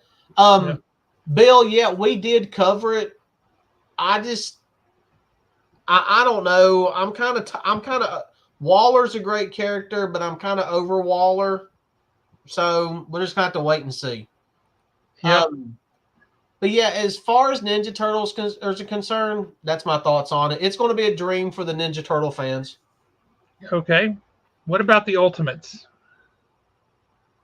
Ultimate Spider-Man, huge success. Ultimate Black Panther, very, very good. Ultimate X-Men, limited success, but the people who like it say it's spectacular. What about the Ultimates? Okay, so Ultimate Spider-Man is a dream if they continue down the path that they've started on. Ultimate Black Panther, I don't know enough about. I'm going to say, though, that for those that like that story, it's going to continue being a dream. For me, I was never that big of a Black Panther fan to begin with. I liked the character, but it wasn't one of those, oh my God, I've got to read these books. I liked when I saw him in Avengers, or guest appearances and stuff. Ultimate X-Men, you fans are just flat out delusional and you're going to stay that way. So it doesn't matter what I say. X-Men are still going to suck. Well, when I said the Ultimates, I was just using those other books as references. I meant the upcoming series called The Ultimates. Oh, well, why didn't you stop me then? Because you were on a roll and you were doing great. What's it supposed to be about? It's the Ultimate Avengers. They just don't call themselves Avengers. They call themselves. They just call themselves Ultimates. That's going to be a dream for Avengers fans. I'm going to say it's got the potential to be a dream for Marvel fans, period. And the reason why I say that is how well Dark Avengers went over. See, I'm hoping that it's going to be a dream and that it's going to be great. But I still remember the Ultimates from the original Ultimate Universe, and they were just flat terrible. It was dark, and it was awful, and it wasn't hopeful, and they weren't heroic. That's where they introduced some, like, Jaime, Cersei, Lannister stuff going on between Scarlet Witch and Quicksilver. Oh, God. I mean, all kind of horrible stuff. You're like, what is going on here? No, thank you. If they can, keep the vibe that's going on in 2/3 of the Ultimate books right now, and carry that through, and really tell an honest goodness story, I think it's gonna be great. But I have a sneaking suspicion that this is going to be a bomb. I think it's going to drop. Okay? So from what I'm seeing, it's got Miles Morales on the cover. Yep. Although that's weird because he's not in that universe. Yeah. So what I'm looking at is Miles Morales, Cloak and Dagger, Spider-Woman, what looks like Squirrel Girl, and I can't tell who the other is. I have high hopes but low expectations, I think is the best way to say it. I think you're 100% right. All right, Uncanny X-Men. And I don't remember if that's the one written by Jed MacKay or the one written by Gail Simone. Doesn't matter because we're going to talk about them both. If it's Uncanny X-Men written by Jed MacKay has proven that he understands character development. Jed MacKay has also proven that he can take some random characters and, whether you want to or not, make you absolutely fall in love with them. Case in point, 8 Ball. Yeah. Tigra. But even if we take those two out of it, you've got this supporting character in Soldier that there's a part of you that wants to see him go front and center. I mean, let Soldier become the Punisher, like a dark Punisher or something. So I'm going to say that this Uncanny X-Men by Jed MacKay is definitely going to be a dream book, but it's going to be one of those, how long before editorial gets in the way? Well, they haven't got in the way on Moon Knight. But Moon Knight's one of those books that we've talked about in the past that's just always flown under the radar, like Daredevil. Yep. All right, so while we're on the topic, let's hit the X-Men book by Gail Simone. Now, you read that preview at Free Comic Book Day. I didn't read it. You didn't? Nope. It was in the back half of the Blood Hunt book. Bad thing about it is I never read the Free Comic Book Day Blood Hunt. I still never got around to it. I'll check it out this weekend, but at the same time, it's Gail Simone, and who doesn't want it to be awesome? Let me just tell you, I've never cared about the character of Jubilee, and the story in the preview and Free Comic Book Day book was all Jubilee and nothing else, and it was phenomenal. It sets up the post-Krakoa world where all these mutants have to go someplace when they all just turned their backs on their countries and went to live in mutant land in Krakoa. A lot of them were hostile to the places they came from. And now they have no choice. They've all gone back home. Yeah. And so we're back to mutants are objects of derision. Mutants are hunted. And it's not cool to be a mutant.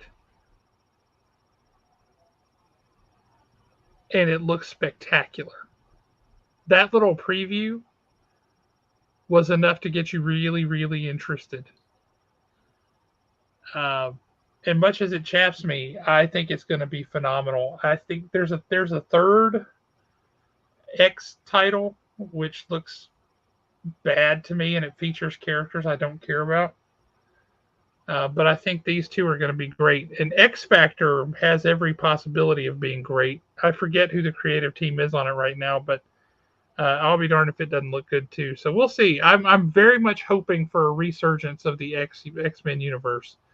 It has been way too long since they were like even remotely good. That little blip that was House of X and Powers of X. And that's what I was about to bring up. Both of those little miniseries, I loved both of them, but they flooded the market so fast right after the success of those, it completely and totally ruined it. 100%. So if, Uncanny X-Men and this, Gail Simone X-Men, if they go over well, does Marvel ruin it again by saturating the market with X titles? I hope not, but we won't know until we see. I will say, I wish Marvel would understand that if they had one X-Men book that everybody read, they would be better off than if they had 9 books that nobody read. Yep. Or a handful of people read. Because back in the day, everybody read X-Men. You had to, because everyone was talking about it, and it was awesome. And for them to recapture that, they can't just saturate the marketplace. They've got to let those books breathe and make them a desirable quantity. People have to want it, and they have to be talking about it. And then they can expand a little bit. They need to keep the reins on it, because it's better to sell a whole lot of something that's high quality than very little of a whole lot of things. Yep. Think of it from a production standpoint, if nothing else. you got to pay 9 writers, 9 artists, production costs for 9 books. Whereas if you had one book that sold the same number of copies as those 9 books, even less actually, you got one writer, one artist, or one artist team, writer, penciler, inkler, colorist, uh, and your production costs way cheaper. It's better mathematically. It's better from a business perspective to do fewer things and do them extremely well and sell the heck out of them than it is to do a whole lot of crap. And I've always wondered why certain people in the comics industry does not get that. Yeah, I wish I knew. I mean, I wish I knew. well, I mean, okay, so let's look at what DC did. DC actually started cutting titles. I mean, DC kind of revamped a lot of stuff. Now, granted, everybody says, well, we're getting a billion Batman books a year. You're right, we are, but there's only 2 of them that are technically canon. The other stuff that we get are outside of canon, so we can just go and play in that playground for a little while, then come back home. Yep. Where with X-Men, there were so many X titles, you really and truly didn't know what was going on. But now you've kind of put me in a position to where anything and everything that I've ever read is canon, but at the same time, it's not canon because anybody can all of a sudden die and be brought right back to life, and their memories be downloaded from Professor X's head into an invasion of the Body Snatchers pod. It was it was just stupid. Period. Well, it removed, like we've talked about before, it removed all consequence, and if there's no consequence, there's no point. Yeah.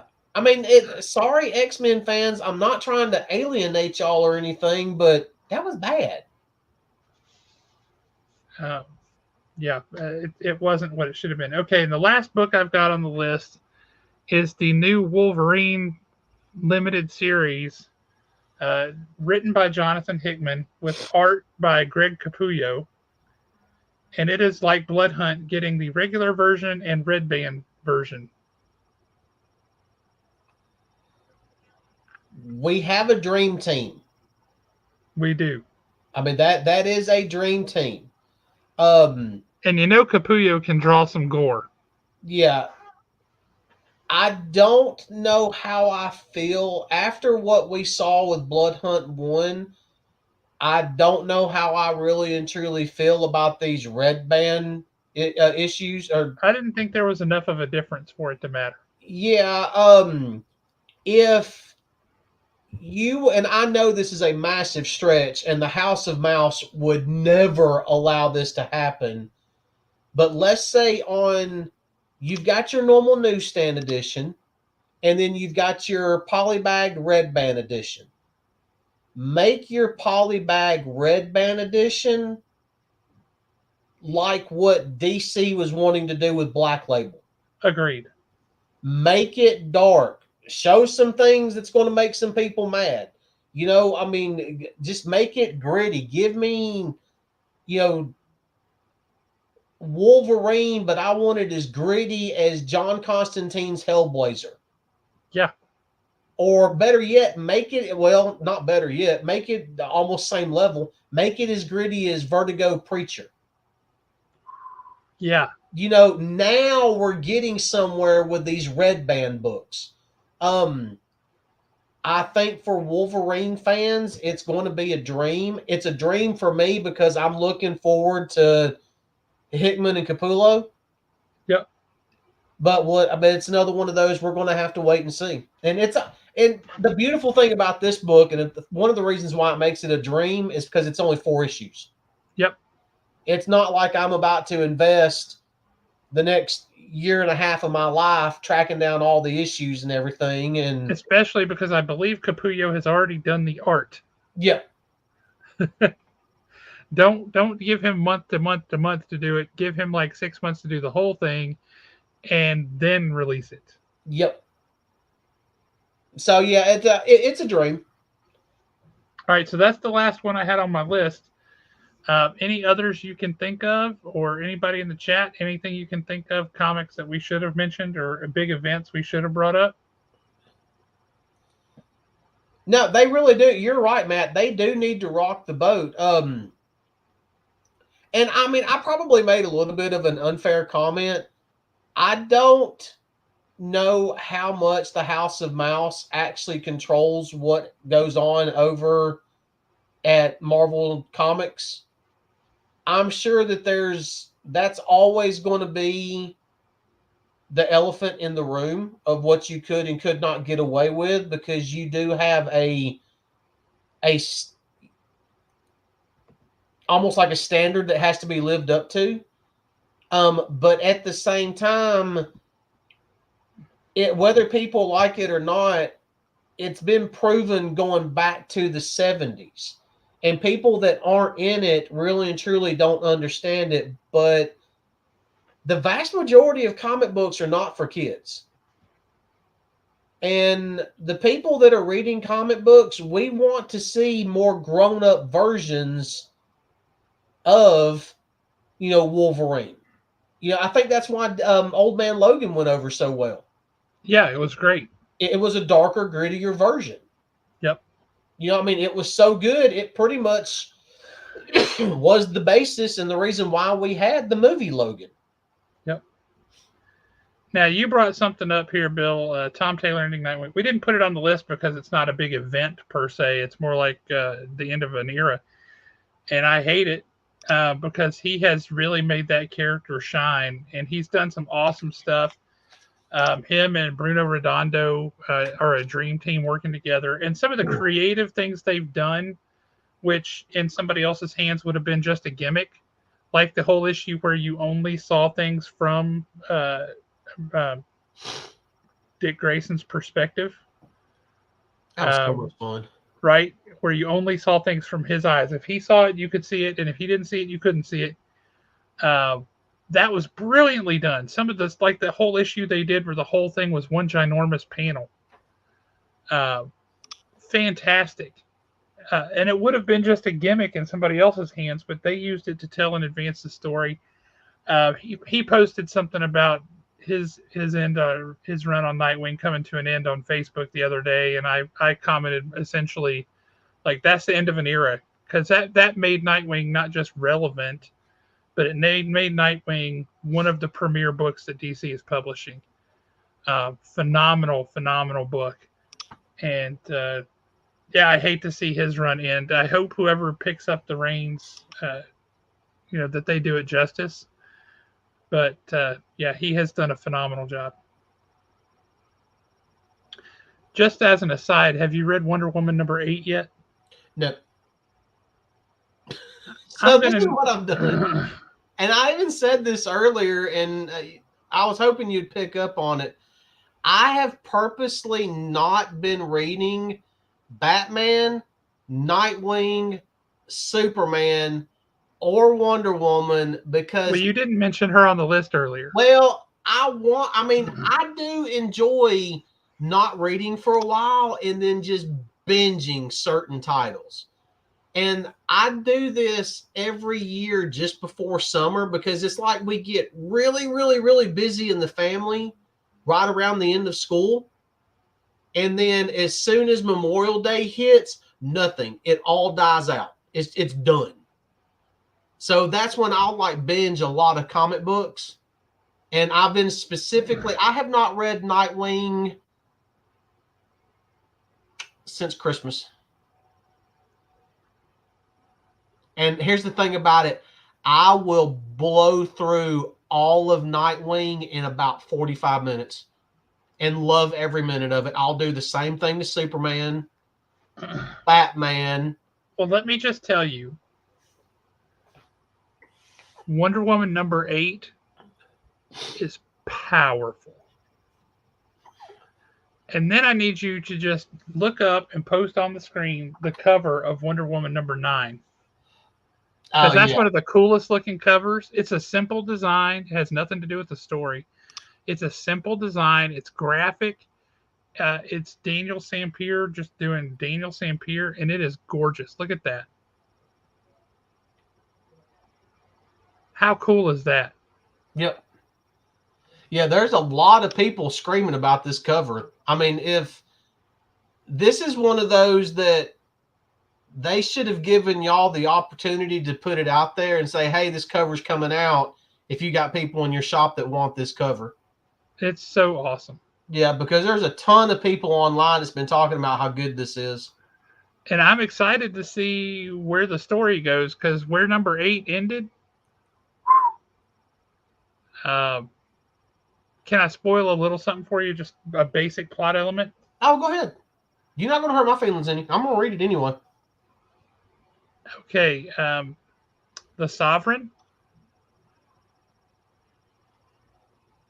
See, Wonder Woman is convinced to give herself up. The Sovereign puts the lasso of lies on her. And we've seen earlier what that can do. Mm-hmm. And then you see Wonder Woman as a 1950s housewife apologizing for spoiling the dinner, and you see Steve Trevor like giving her all kinds of grief for just being terrible at everything, but thank goodness she's got a pretty face. And it is painful. So that's what everybody was complaining about online. Oh, dude. But when you read it, and because you get these little tidbits, these little flashes of her fighting against it, because this is what he's telling her. This is what the Sovereign is telling her. That's what the lasso of lies has the power to do. Yeah. Is change the brain, the imprint in your brain about whatever it is he's talking about. Dude, it is so good. Do you know what I could get accomplished if I actually had the lasso of lies? Yeah, I could too. Yeah, so much. I would not use my powers for good. But you know what? There is one thing that I would do good, and that would be Firefly would still be on TV. Preach. Preach. See you, Matt. That was a lot of fun. We should do that every now and again when there's a big batch of stuff coming out. Yeah, I did enjoy that. Get to wax on, and then we can revisit later and see whether we were right or wrong. You know, we can crow about our successes. We can be sad about our failures, and we can like really be happy about the ones where we called it and it seemed like a long shot. We haven't ran this in a while. You know, we haven't run that in a while, and I was thinking about it the other day because I wore my my Haven shirt that I got from the website. That's a good shirt. Y'all need you some Shop Talk merchandise. You can get it here. Just follow the banner at the bottom of the screen. Yep, we got there's t-shirts. There's all sorts of stuff on there. There's bandanas for your dog. That's what I was about to say. Everybody knows their dog needs a bandana. There's backpacks and coffee mugs and everything else you can think of. We got Haven logo. We got the Shop Talk logo. Got all kinds of stuff. Makes me happy. But brother, it has been fun talking. You got anything else you want to cover before we let these folks go? Read more comic books. Yeah. Don't be like Alan. Actually read them. And smash that like button. Yeah, that too. That does help, y'all. All right, everybody. Y'all have a great night, and we will catch you guys next time.